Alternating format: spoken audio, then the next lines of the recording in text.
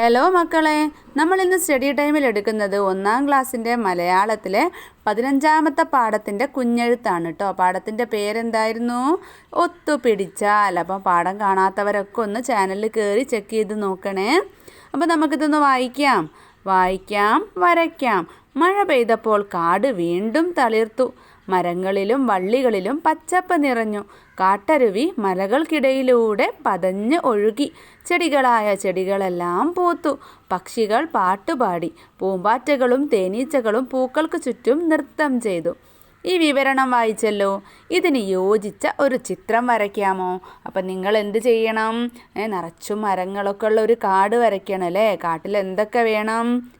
വള്ളികൾ വേണം, അതുപോലെ തന്നെ ഒരു അരുവി വേണം, പിന്നെയോ മലകൾ വേണം, ചെടികൾ പൂത്തു നിൽക്കുന്നല്ലേ, പൂക്കളുള്ള ചെടികൾ വേണം, പൂമ്പാറ്റകളും തേനീച്ചകളും ഒക്കെ ഉള്ള നല്ലൊരു ചിത്രം വരയ്ക്കണം കേട്ടോ. ഇനി താഴെ കുഞ്ഞുണ്ണി മാഷിൻ്റെ ഒരു കുഞ്ഞു കവിതയുണ്ട്, നമുക്കൊന്ന് ചൊല്ലി നോക്കാം. ഒരു ചെറിയ മരം, അതിലൊരു വലിയ വനം, അതാണെൻ്റെ മനം. അടുത്തത് കരടിയും തേനും എന്നുള്ള സുഗതകുമാരിയുടെ ഒരു കവിതയാണ്, നമുക്ക് ചൊല്ലി നോക്കിയാലോ.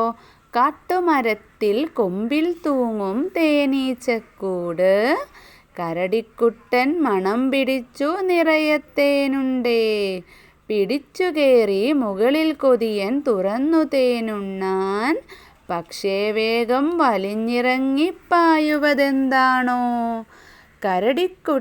കരടിക്കുട്ടനു കിട്ടിയതെന്താണോ? കിട്ടിയതെന്തേ തേനല്ല, പതുമൂക്കത്തൊരു കുത്താണേ. അല്ലേ, നല്ല രസമുള്ളൊരു പാട്ടാണല്ലേ. അപ്പോൾ കരടി എന്താണ്, കാട്ടുമരത്തിൽ കൊമ്പിലുള്ള ഒരു തേനീച്ചക്കൂട്ടിലേക്ക് തേനെടുക്കാൻ വേണ്ടി പോയതാണ്. തേൻ്റെ മണം പിടിച്ചിട്ട് കയറി മുകളിലെത്തിയ സമയത്ത് കരടിക്കുട്ടന് തേന് കിട്ടിയോ? ഇല്ലല്ലേ, മൂക്കത്തൊരു കുത്താണ് കിട്ടിയത് തേനീച്ചയോട്. അപ്പോൾ തേനീച്ചയുടെ കുത്ത് കിട്ടിയ കരടിക്കുട്ടനോട് നിങ്ങൾക്ക് എന്താണ് പറയാനുള്ളത്? കരടിക്കുട്ട, എടുത്തുചാട്ടം നന്നല്ല. ആർത്തിമൂത്ത് ഒന്നും നോക്കാതെ മരത്തിൽ വലിഞ്ഞു കയറി തേനീച്ചക്കൂട് തുറന്നതുകൊണ്ടാണ് അവയുടെ കുത്തേറ്റത്.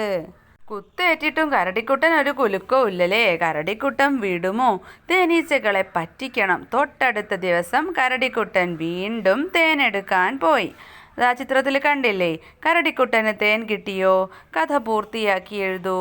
ഈ പ്രാവശ്യം കരടിക്കുട്ടൻ പതുങ്ങിയാണ് മരത്തിൽ കയറിയത്. അതുകൊണ്ട് തന്നെ ചില്ലകളൊന്നും ഇളകാതെ തേനീച്ചക്കൂട്ടിൽ നിന്നും തേനെടുത്തു കുടിച്ചു. അടുത്തത് കാട് എനിക്ക് അമ്മയാണ്. സുന്ദരിക്കിളിയുടെ വാക്കുകൾ ഓർമ്മയില്ലേ? കാട് ജീവികൾക്ക് എങ്ങനെയൊക്കെയാണ് അമ്മയാകുന്നത്?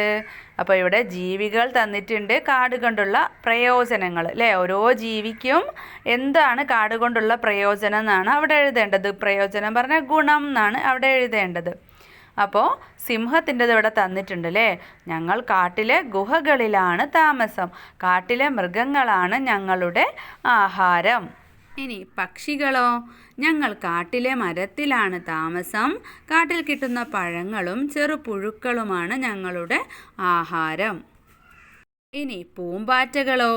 കാട്ടുപൂക്കളിലെ തേൻ കുടിച്ചാണ് ഞങ്ങൾ ജീവിക്കുന്നത്. അടുത്തത് മാൻ അല്ലേ. ഞങ്ങൾ കൂട്ടമായിട്ടാണ് താമസിക്കുന്നത്.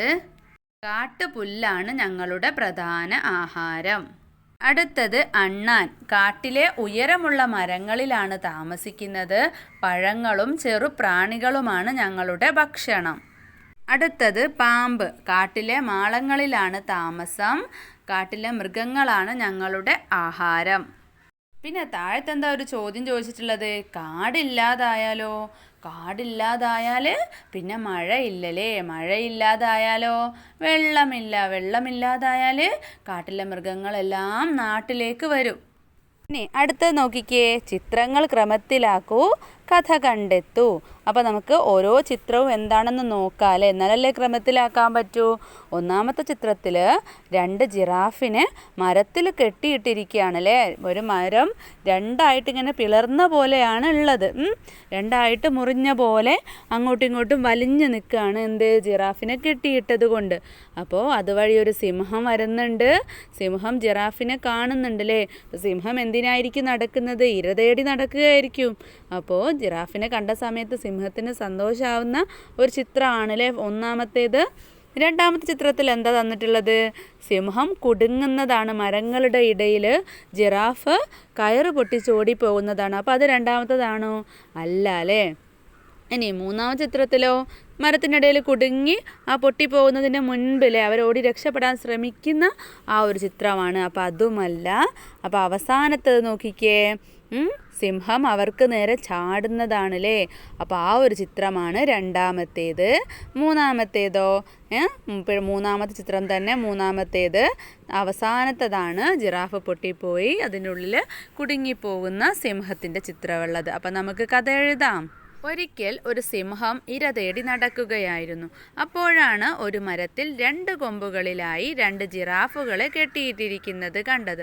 അവൻ വിചാരിച്ചു, ഇന്നത്തേക്ക് കുശാല് തന്നെ, ഇവരെ കഴിച്ചേക്കാമെന്ന് വിചാരിച്ച് അവർക്ക് നേരെ എടുത്തു ചാടി.